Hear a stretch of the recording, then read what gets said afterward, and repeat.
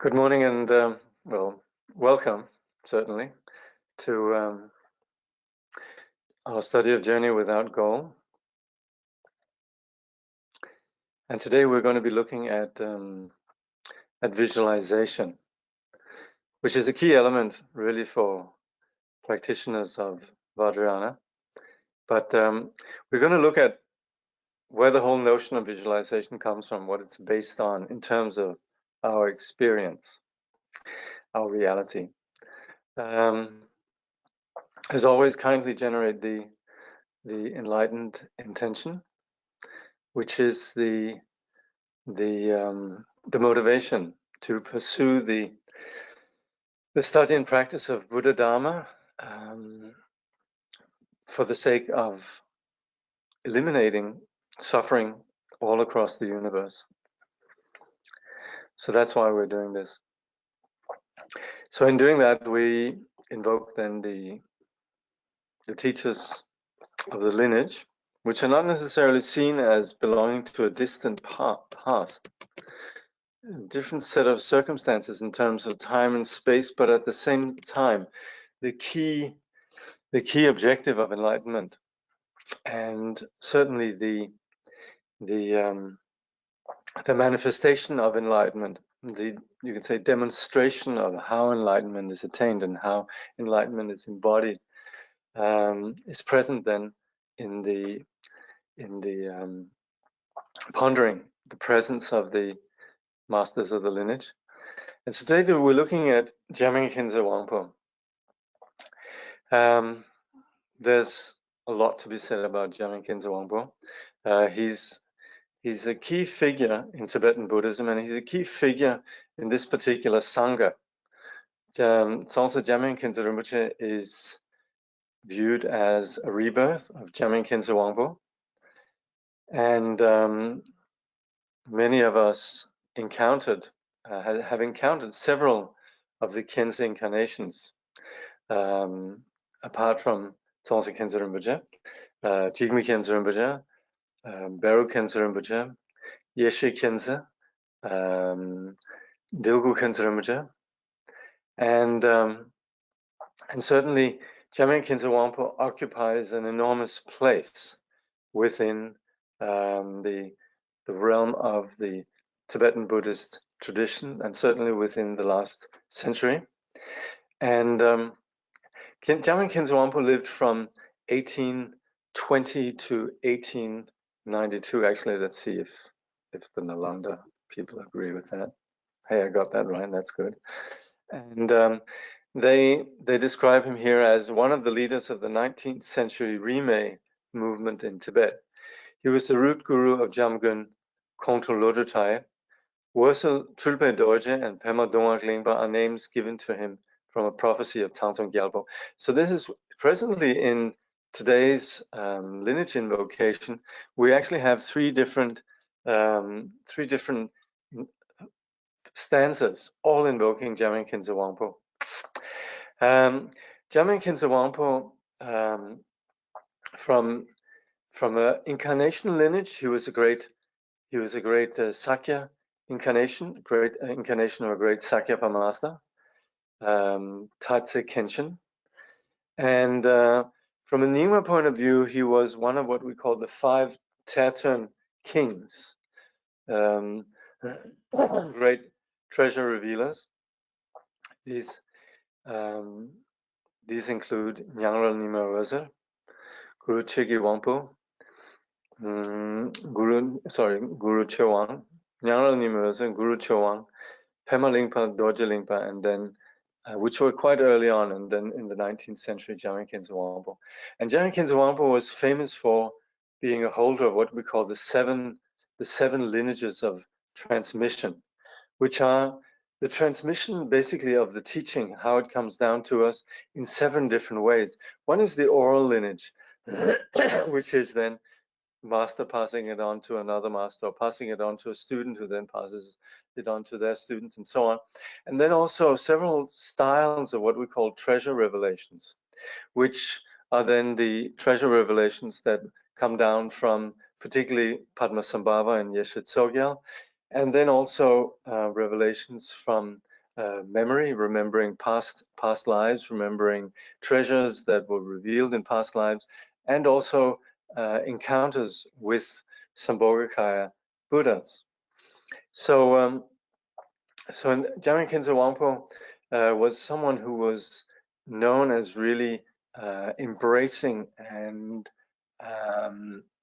completely mastering an enormous amount of lineages. And as we just read before, he's associated with or seen as the founder of or key person in the Rinpoche movement, which is then the movement that really intended to validate all the various lineages of Buddhist teaching, understanding how valuable all the various lineages of transmission in Tibetan Buddhism were. Then Jamgon Khyentse Wangpo, together with Jamgon Kongtrul Lodro Thaya, worked tirelessly to uphold and really enable that these many teachings were practiced. And so it's on the basis of Jamgon Khyentse Wangpo then that Jamgon Kongtrul, it was basically, you could say, Jamgon Khyentse Wangpo held a lot of transmissions and then passing them on to Jamgon Kongtrul Lodro Thaya. Then these teachings were written down by both Khyentse Wangpo and also Jamgon Kongtrul Lodro Thaya in various big collections. So in this way, Jamgon Khyentse Wangpo was very much a Renaissance person, somebody who really had an enormous impact in revitalizing and reinvigorating all the various or so many different lineages of Tibetan Buddhism. And here on the tanka on our left, actually, we have then Jamgon Khyentse Wangpo in the middle, and then we have actually what we've been looking at here in this lineage prayer. We actually have then the various masters that have been referred to.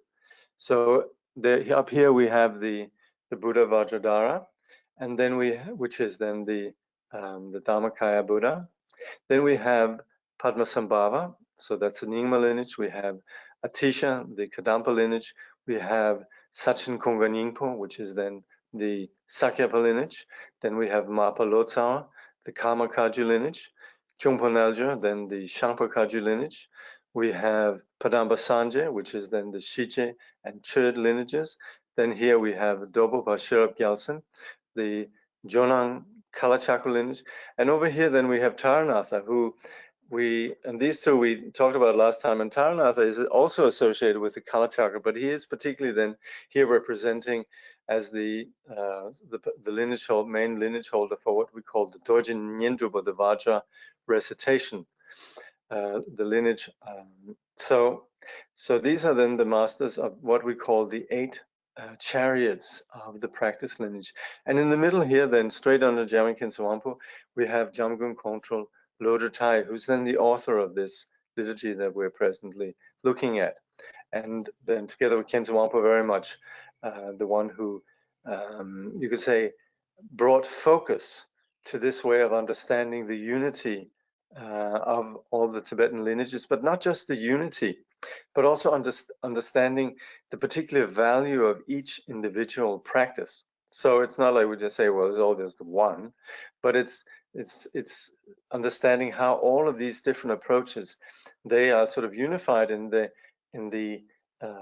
objective of enlightenment, all valid paths to enlightenment, and yet they all possess some extraordinary features, and it's this celebration of their extraordinary features then that are brought forth in this notion of these 8 lineages, 8 practice lineages.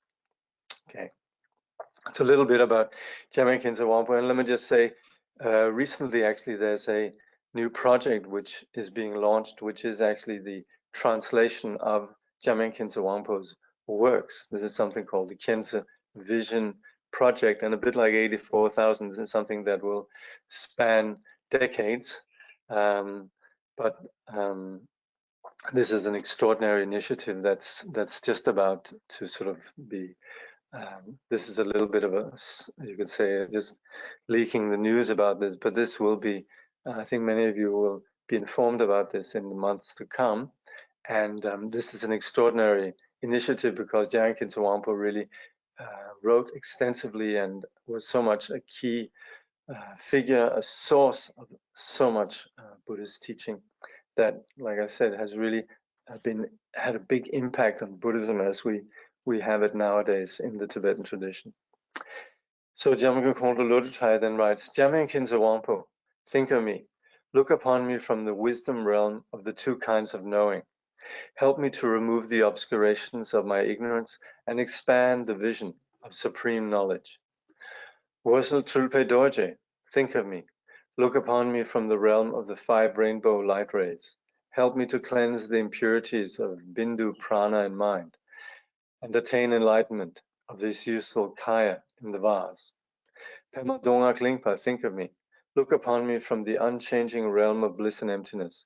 Enable me to completely fulfill all the intentions of the victorious ones and their sons. So these 3, you could say, epithets of Jamgon Khyentse Wangpo. First is Jamgon Khyentse Wangpo in his general form, then particularly then you could say the Heruka form, the yogic aspect of Khyentse Wangpo, Worsel Trulpe Dorje, and then finally Pema Dongak Lingpa, Jamgon Khyentse Wangpo's name as a treasure revealer. So in here we then supplicate. The 2 kinds of knowing are the 2 kinds of wisdoms of a Buddha, knowing things as they are and also knowing how things appear to sentient beings.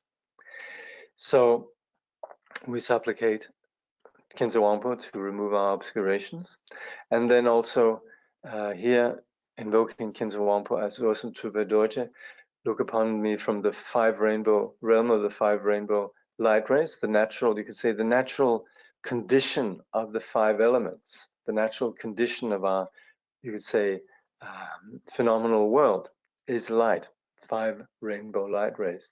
And it's on the basis of recognizing this purity that is basic to the entire Vajrayana view and practice, then invoking the skillful means of the path of that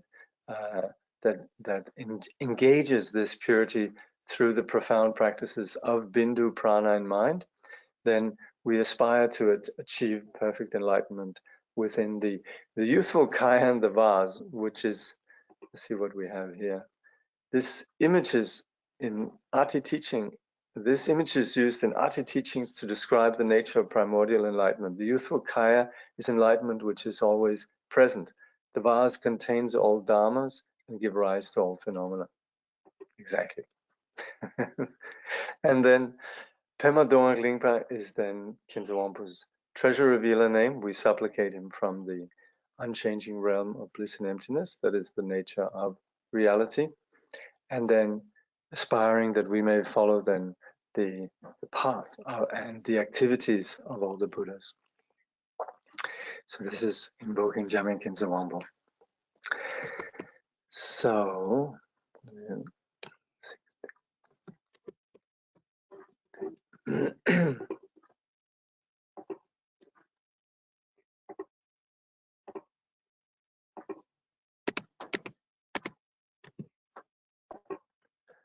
visualization. So, oops. So, Trungpa just says, in Tantra, there is a sense of continuity, there is a sense of existence, and there is a sense of reality. If we are deeply involved in our experience, then there is a total and profound sense of experiencing reality. Whereas if we have a half-hearted approach to experience, then obviously we get half-hearted results in understanding reality. The Tantric approach is complete involvement, which begins with the basic sense of being grounded in our body, in our house, in our country, on this planet Earth. We're not talking about taking trips to Mars or Jupiter or even the moon. We're working right here on the planet Earth. Whether we like it or not, we are here and we have to face that. So I think that goes without saying, but this is, of course, stands in opposition how we sometimes think about spirituality as about taking place in some alternative reality, some alternative higher dimensions. I remember when I was living in France, then just next to us, I was living in a Buddhist community in Dordogne in France, and just next to us, I remember just near where we lived, there was a little group, there was a lovely couple, and they would take astral journeys, and then they would write about it. And I'm guilty of not having deeply read their production, but I read some of it, and it was very sweet. But it was about going to extraordinary places that Trungpa Rinpoche here actually will be sort of alluding to. But it's very much the idea that truth is found elsewhere, and there's a higher reality beyond just our sort of embarrassingly ordinary and domestic situation. And this is very much this half-hearted approach to experience, that we're looking at something grander out there.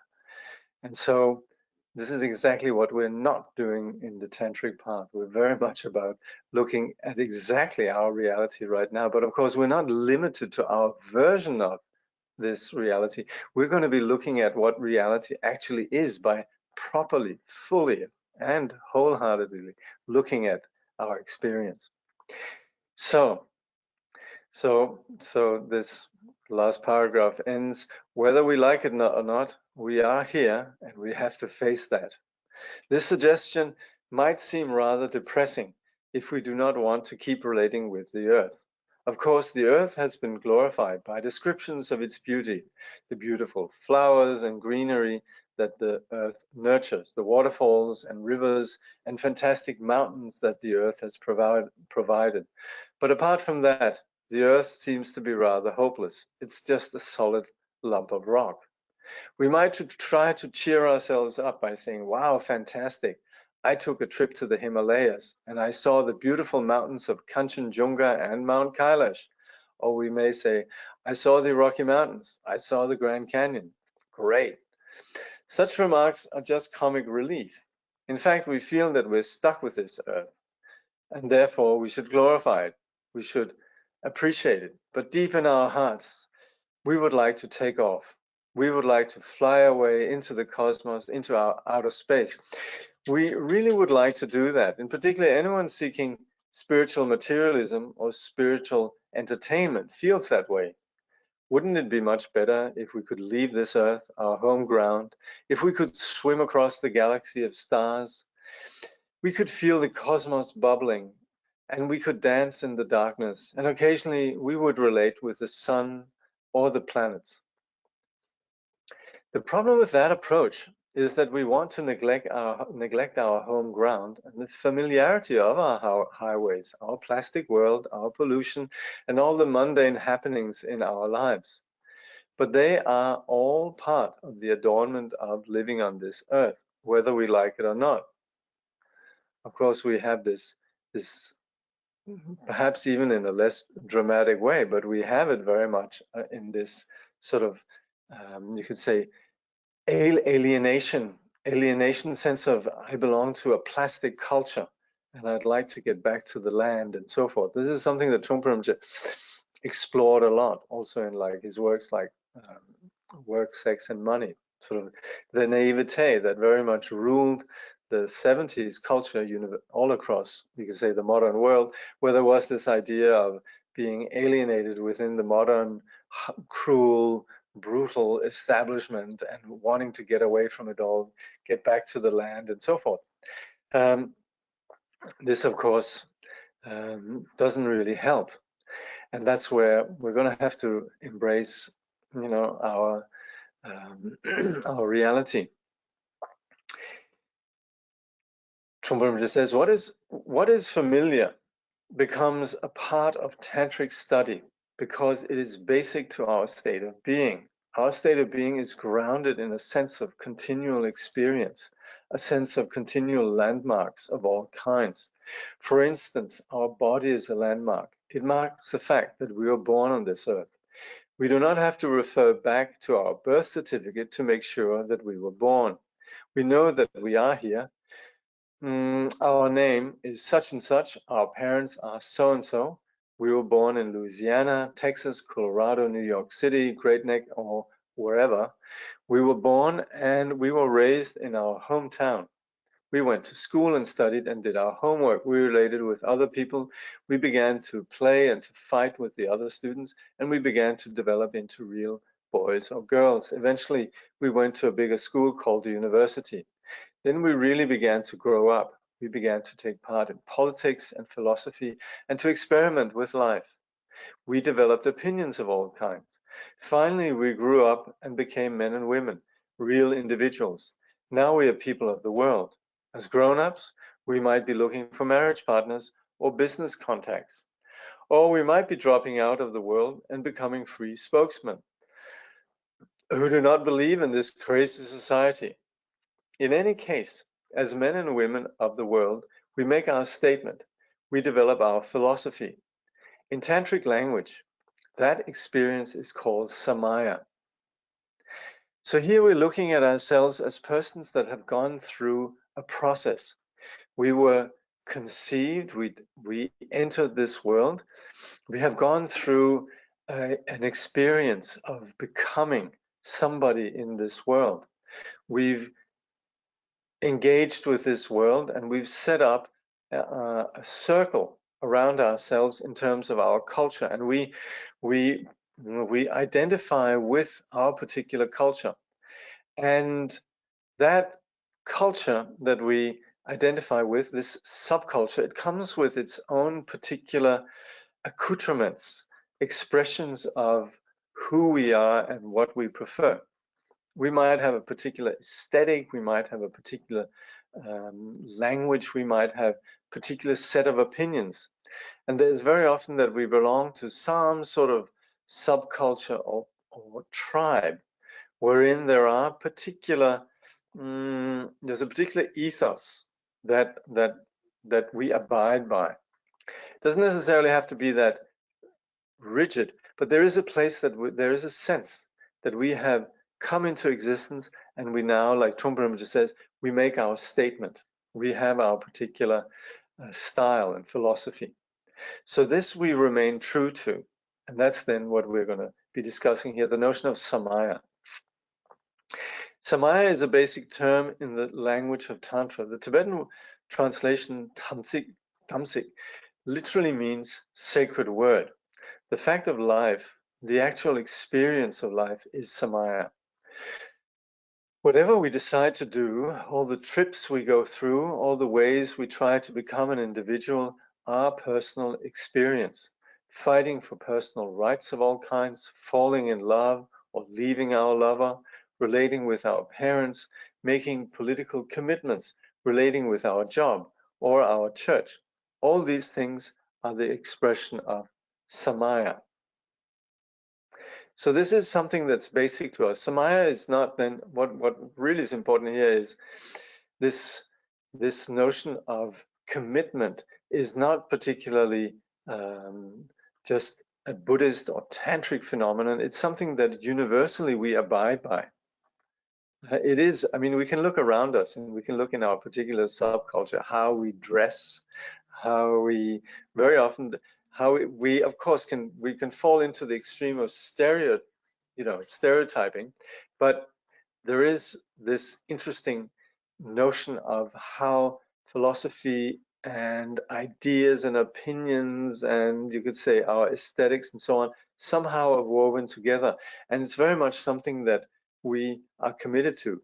We would hate to have to dress like them. Or we would, we have particular beliefs that we're really married to and committed to. So we all operate with this commitment, samaya. At a certain point, so then Trungpa continues, at a certain point in our life, we begin to live on our own. We may try to reject any interdependence as fast and hard as we can.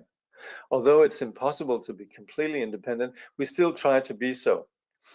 We try to get any factors out of our system that seem to bind us. We feel that we have been imprisoned by our parents, by society, by the economy, or by our religion. So we try to get out of those prisons, and we try to get into expressing our personal freedom. On the other hand, rather than rebelling, We might choose to get into a certain church or a particular social environment based on a sense of our own personal choice. That could also express our freedom, because we were never told to do that. We just decided personally to do it. When we commit ourselves to the world, whether as a reaction to constraints or as a decision to get into something new, that is called samaya, sacred word, sacred vow. We have a vision, we abide by it, and we then implement it, and we stay true to that. And we do that possibly as individuals that have developed this independent, autonomous view, and also we do this as part of a community that then, you could say, in a united, as a gathering, sort of embodies these principles we believe in. Whether we're pushed and we begin to give in, and then slowly we get into the, whether we're pushed and we begin to give in, and then slowly we get into the system, or whether we are pushed and we reject the system completely, that is an expression of independence in our personal mental functioning. Any move we make to join a society, organization, or church is based on our own personal experience, rather than just tradition or history. On the other hand, breaking away from anything that we feel entraps us is also based on a personal experience. Therefore, the commitments and choices that we make are called sacred word, sacred bondage, which are saying the same thing. Samaya can be interpreted as sacred bondage, although literally it means sacred word, because we're bound by certain norms, certain processes that organize our experience. When we accept those boundaries as our own, that is the sacred bondage of samaya. So we shouldn't fool ourselves thinking that we've completely rejected all norms, we've broken free, we're independent. We just tend to develop our new views, and we gather together with others that share these values. And so we have another culture, and those ideals or practices that we're embracing, they are sacred to us. They are what we believe in. So this is how samaya operates.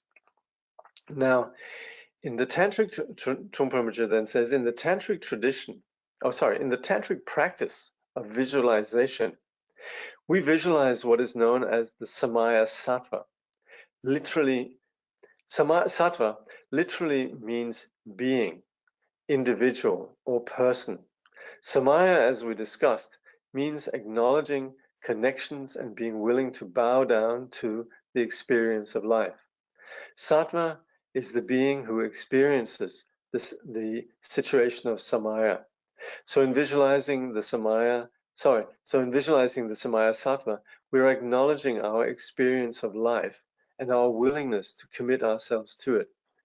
We acknowledge that we're willing to enter fully into life. Now, when we engage with the practice of visualization, we do so on the basis of going back to square one, our conception. We actually go all the way back to before we were conceived. And we go from there all the way up to where we are now in terms of developing what we call the samaya sattva. So this is basic to visualization practice. And this is basic to the whole notion of our being and our individuality and our engagement, our, you could say, thrust and way of engaging with the world. This similarly we do in visualization practice when we then develop this samaya sattva, when we practice development stage or visualization stage. This is exactly what we're doing here. But there we're not doing it any longer in the sense of based on our ordinary kleshas and karma, just driven by our ignorance and our ignorant neurotic impulses, but rather here the samaya sattva develops on the basis of wisdom and compassion. And that's where we then manifest as a samaya sattva, as a deity. So Trungpa Rinpoche continues, visualization is a central practice of Tantra. It not only encompasses visual perception, but it is also a way of relating with all sense perceptions, visual, auditory, tactile, mental, with the entire range of sensory experience. all at the same time. As well, it should be obvious from our discussion of Samaya that visualization is a way of relating to our state of mind and a way of working with our experience. So when we enter into this world, we do so with a certain sense of our person as a discrete, private experience of having a body and having that as opposed to the others out there that don't experience our personal relationship with our body. So we find ourselves embodied. And in being embodied, then, we find ourselves situated within a context, a physical context of a world, a realm. And within that realm, we then undergo various experiences. We feel, we have all these consciousnesses that are based on perceptions. We could say consciousness of the visual field, the olfactory field, the audible field, and so on. We see, smell, hear, and so on. All of these experiences, together within our thoughts and so on, they all constitute what we experience. So we have this situation of being a body within a realm and with our personal experience. Trungpa just says, in order to begin the tantric practice of visualization, we must have gone through the disciplines of Hinayana and Mahayana already. We must have done preliminary Vajrayana practices as well. Then, when we receive Abhisheka, we are given a deity to visualize, a Samaya Sattva connected with our own makeup, our basic being. Whether we are an intellectual person or an aggressive person or a passionate person or whatever we are, in accordance with our particular qualities, a certain deity is given to us by our Vajra master, who knows us personally and is familiar with our particular style. The deity that we visualize or identify, which is part of our, the deity that we visualize or identify with is part of our makeup. We may be outrageously aggressive, outrageously passionate, outrageously proud, outrageously ignorant, or outrageously lustful. Whatever our basic makeup may be, that complex of emotions is connected with enlightenment. None of those qualities or emotional styles are regarded as obstacles. They are related with our personal experience of a sense of being, a sense of existence. If we must exist in lust, let us abide in our lust. If we must exist in anger, let us abide in our anger. Let us live in our anger. Let us do it. Let us do it. Let us be that way. So, of course, here we're talking about how the kleshas, or the neurosis or the destructive emotions, in fact, while they are presently what destroys us, they are nevertheless the movements, the display, the energy of a pure condition that we have misunderstood.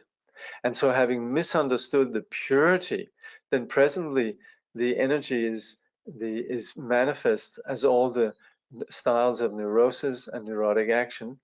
But in there, when not misunderstood, this nature is the manifestation of the purity that's basic to what we truly are.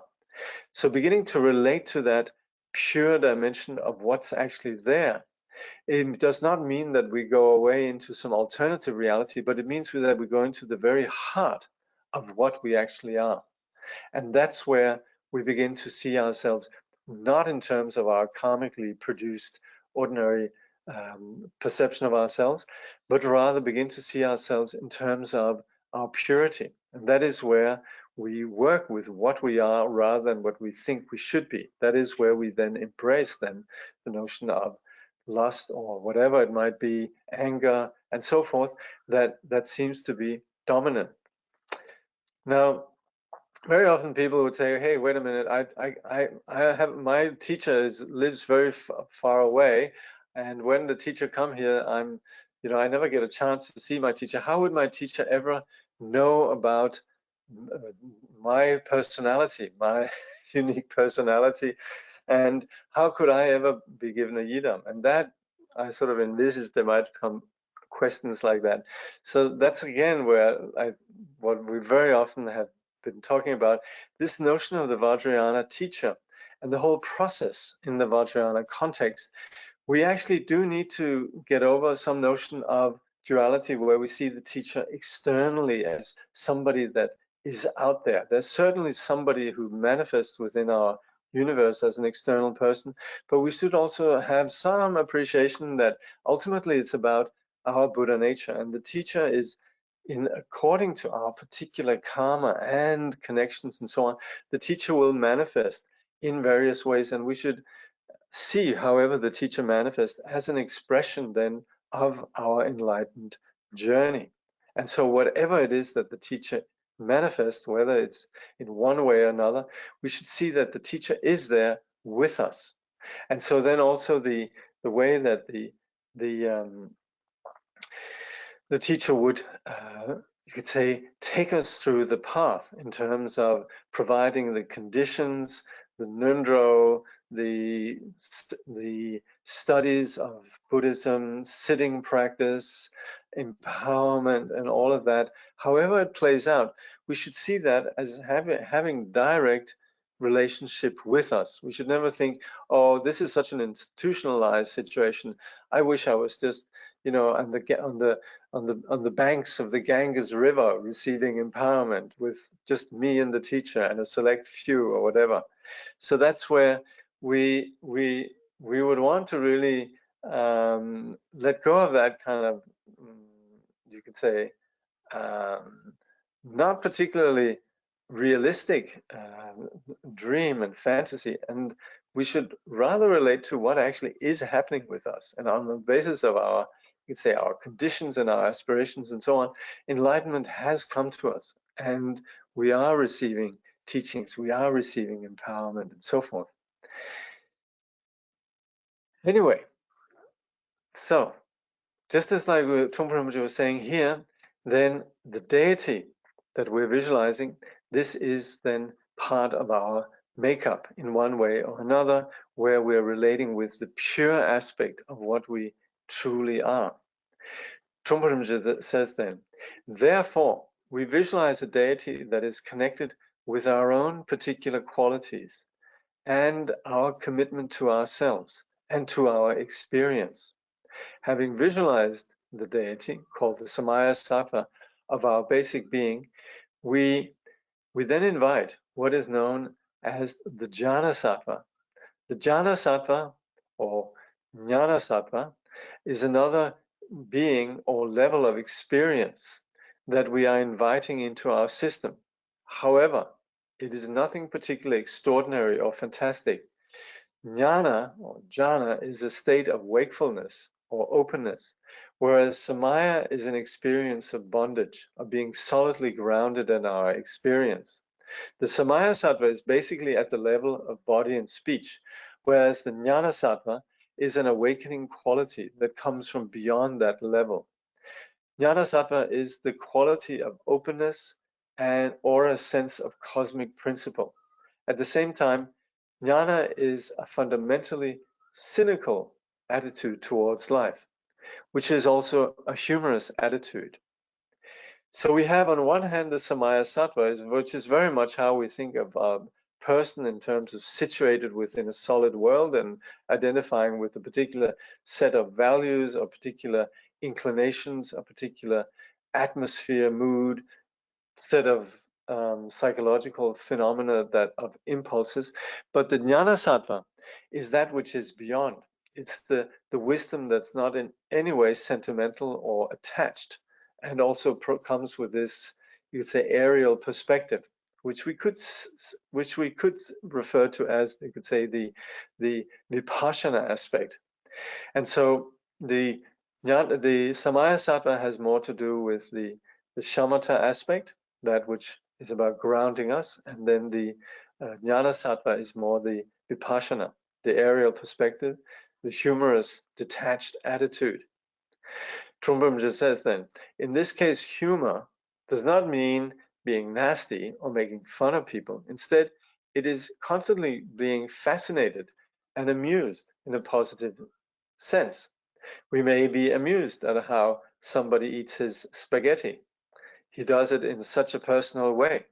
And the way he eats his spaghetti seems to be very healthy and at the same time humorous. It is not that the person is funny in a cheap sense, but that person has the courage to eat his spaghetti in a direct and beautiful way. He actually tastes the spaghetti and he uses it properly, productively. There is a sense of healthiness in seeing that person handle his universe properly.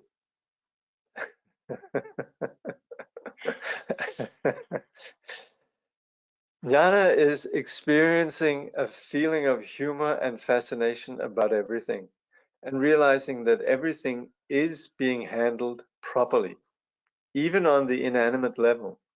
Flowers grow, rocks sit, pine trees are there. These things are unique, personal, and very real. So the humor of jnana is entirely different from the basic bondage of samaya. With jnana, there is a real feeling of upliftedness and appreciation. When we see somebody doing something, we appreciate that he or she is not just conducting their affairs, but conducting them fully, artfully, and humorously. So this is where there's a sense of perfection and joy in terms of this wider perspective. And it doesn't come from wishful thinking. It's very much about being at ease with our reality, but not from the point of view of wanting our reality to please us, but rather being completely accepting, and beyond accepting, also actually appreciating reality.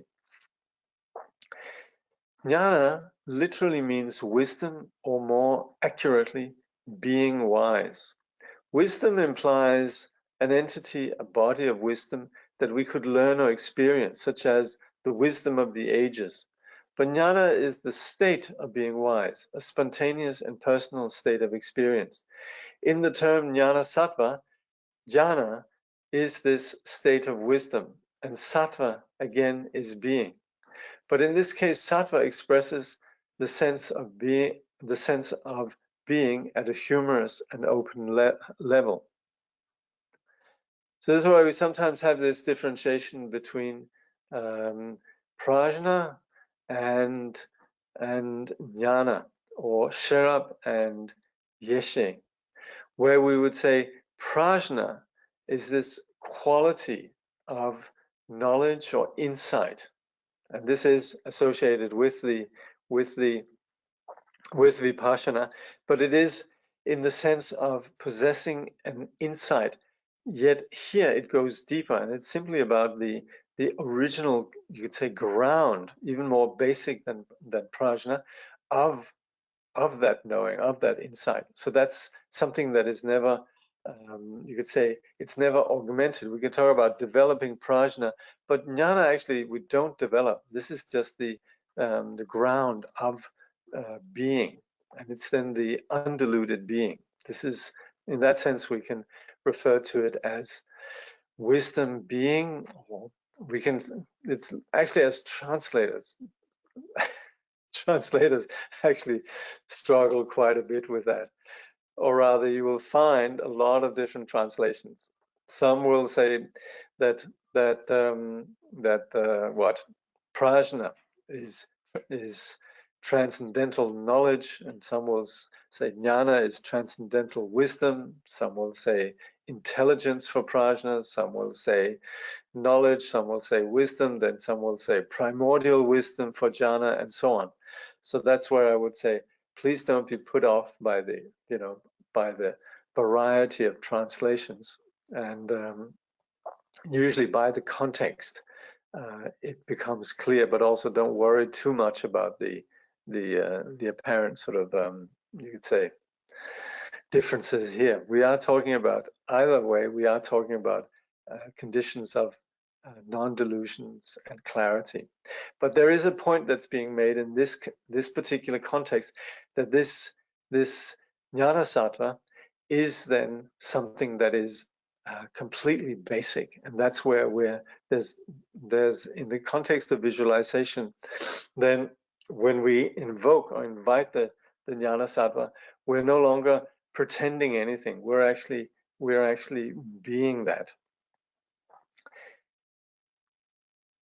The goal, Trungpa Rinpoche continues, in all tantric traditions is to bring together the lofty idea, the jnana sattva of humor and openness, with the samaya sattva, which is the bodily or physical orientation of existence.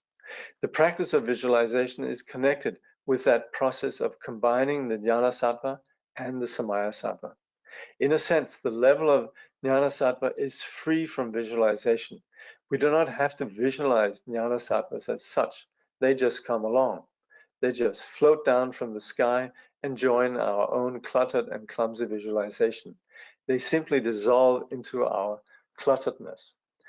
And that is actually how sadhana practice is conducted.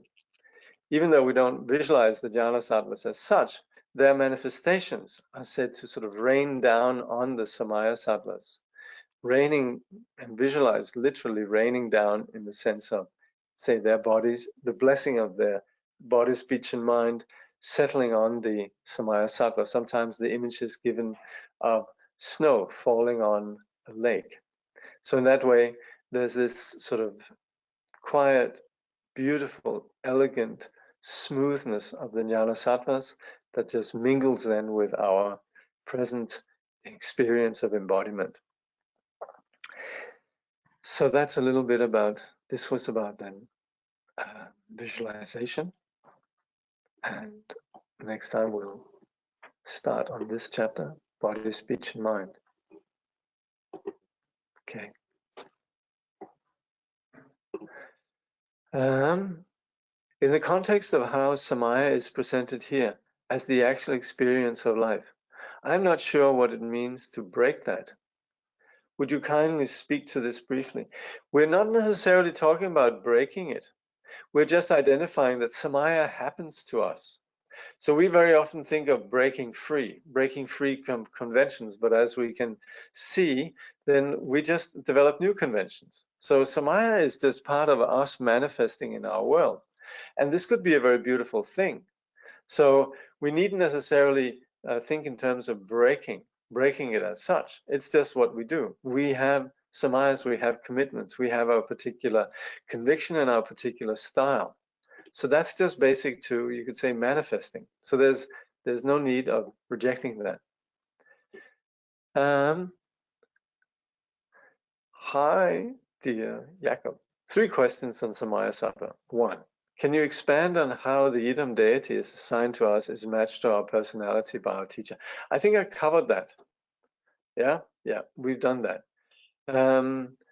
2, can any personality be matched to any Idam? Well, we are so many different things. And so we are all 5 Buddha families, of course, but at the same time also, we might have a particular connection with a particular style of manifesting.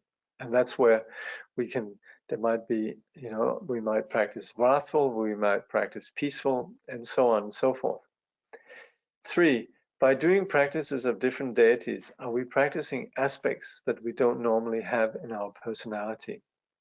Not really.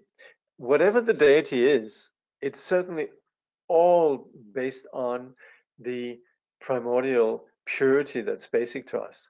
Deity is simply just Vajrayana speak for Buddha nature. So we are all the various deities, they essentially are Buddha nature. So we needn't be too much caught up in thinking, well, I'm a male, I don't know if I can visualize myself as Tara, or vice versa. I don't know if I can be Vajrakilaya, or whatever it might be. We are all those. And so there might be sometimes some emphasis on a particular deity, but in general, any deity is touching on our Buddha nature. Is prajna knowledge in context of appearance? Not really. It doesn't really lean either way. And jhana, just clear light of knowing without object or subject. No, they're both beyond that. So it's thanks to, you could say, thanks to prajna, we begin to more and more uncover jnana. But jnana is always there, and it's not as if there's a hierarchy, even in terms of, in general, particularly in Vajrayana, there's no hierarchy that appearance is more gross and that emptiness is more subtle. Not at all. That's the furthest thing. And so there's not really a notion that sort of prajna is more about the appearance and more, but jhana is more subtle. Not at all like that. Prajna is sometimes associated with the practice of cutting through confusion, and what is then lays bare is the jnana.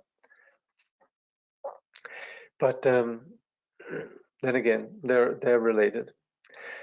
When we get to the samaya sattva and jhana sattva, we should not confuse this with ego inflation or creating another ego identification, because it's based on blessing, it's based on devotion, it's based on the recognition of co-emergent wisdom.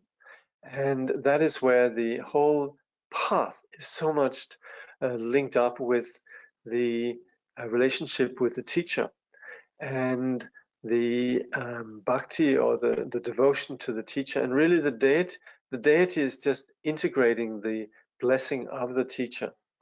So we've worked, we of course, this is something that is continually a work in progress, but we work continually on the path with ego, and we're continually humbly recognizing our own neurosis. And that is why it's so important that we go through the foundational practices, both in terms of sitting, but also in terms of honesty and developing the sort of wider sense of courage, where we're not trying to hide behind images and all the insecure, you could say, all the insecurity of ego. And it's only when that is in place that that dawns this sort of realization that there's something where we don't need to defend ourselves and so forth. And that happens very much in the interaction with the teacher, and the sort of the devotion to the teacher, and within that then discovering a dimension that is without ego. And it's only on the basis of that where we then begin to engage with the Vajrayana practice. And that's where the preliminary Vajrayana preliminary practices, such as the Nundro, is essential. In the context of the Nundro, and in the context of what you could say precedes the Nundro, then you could say the foundations are put in place. Are there mundane lifestyles, mundane samayas, that lead us to more neurosis, and samayas that will lead us to enlightenment state? Yep. And still, in terms of mundane samayas, can I use this term? Isn't it easier to meditate by the mountains in Himalayas than in Rio de Janeiro city, for example? Not really. That would put us in a very sad place, because of course in Rio and in New York and in Sydney and Copenhagen and wherever, yes, there are plenty of confused persons, but the way that we're experiencing these confused persons has so much to do with our projection onto these realities. And if we went to the Himalayas, we wouldn't let go of these projections. They would still be there with us. We'd perhaps become a bit addicted to the sort of serenity of these places. But really the core of our judgmental uptightness would never really be addressed. Whereas when we have it in a place like Rio or Copenhagen, then there's a sense of us actually right there. We have neurosis right in our face, and we can deal with it. Whereas in in the in the Himalayas, it might just be conveniently packed away, you know. So that's where these places very often for the tantrikas are seen as being much more desirable in terms of us really developing genuine samaya, enlightened samaya. So the first part of your question, are there mundane lifestyles that lead to more neurosis? Yes, for sure. And there are the samayas that lead us to enlightened state. Yes, that's the discipline. That's the discipline of the path. But in terms of us then practicing the path, and particularly the Mahayana, then we have this resolve to the world and this resolve to the commitment to this viewing the enlightened presence within all sentient beings. There's nobody that we leave behind and nobody that we view as being unenlightened. We can understand how beings have neuroses and are stuck in patterns of neurosis, but that doesn't in any way, you could say, corrupt their original purity. And so while they might be struggling and perpetuating patterns of suffering for themselves and others, this purity is what we're committed to, and the goodness is what we're committed to on the path. Then someone says, perhaps in the Himalayas, we might need to deal with the neurosis of being addicted to serenity. Well, exactly. So that's not necessarily the solution. Thank you. Greetings from Rio de Janeiro City. You're welcome. Hola. Okay. Any more questions?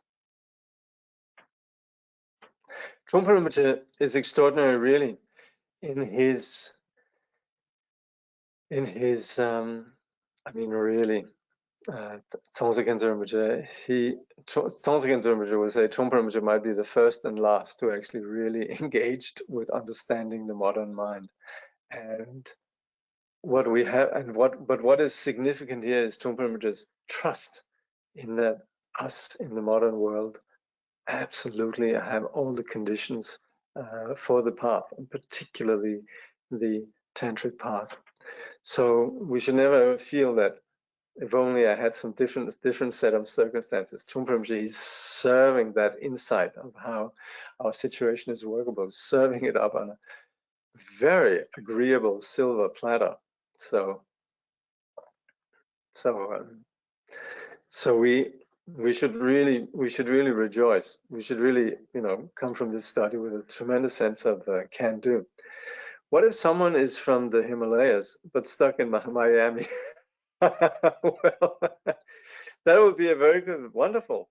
That's absolutely wonderful. Then there's a chance of waking up to the thing is actually the intensity of Miami as opposed to the Himalayas brings up insight into the human condition.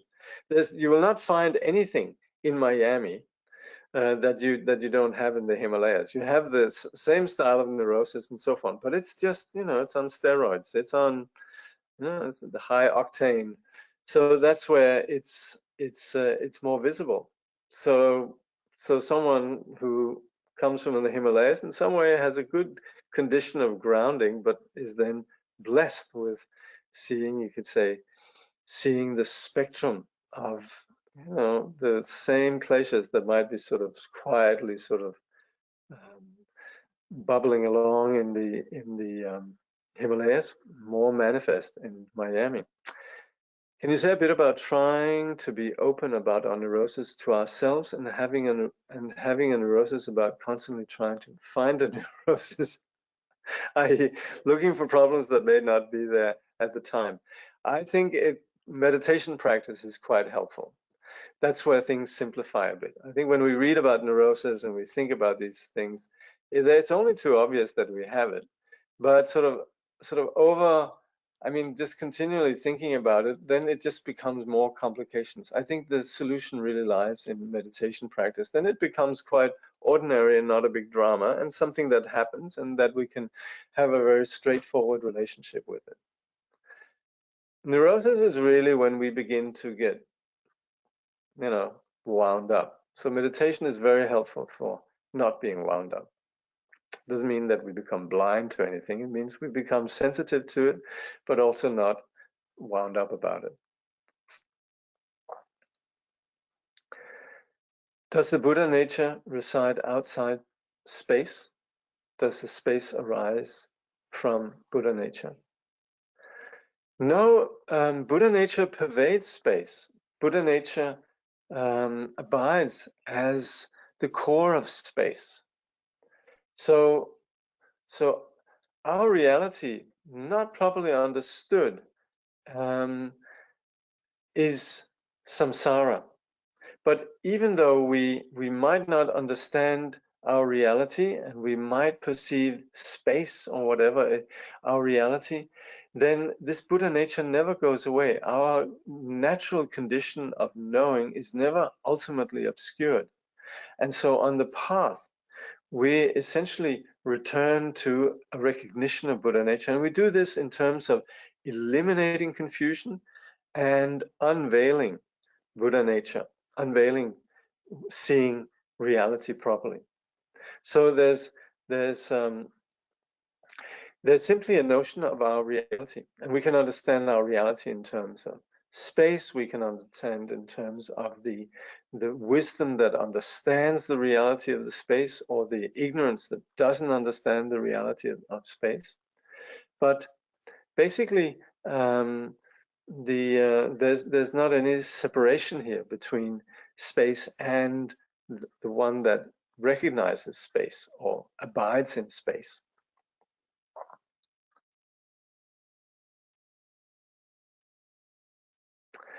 Okay, I think we'll stop at this point and dedicate.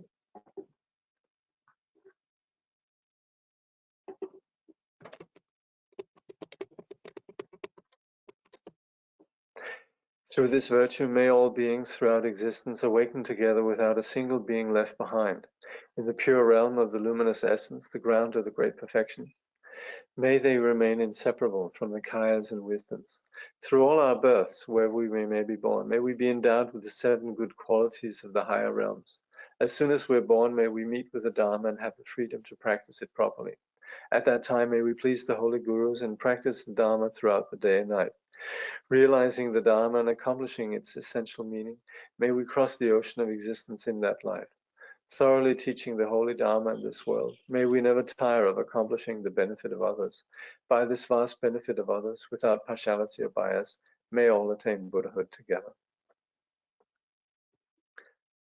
Thank you.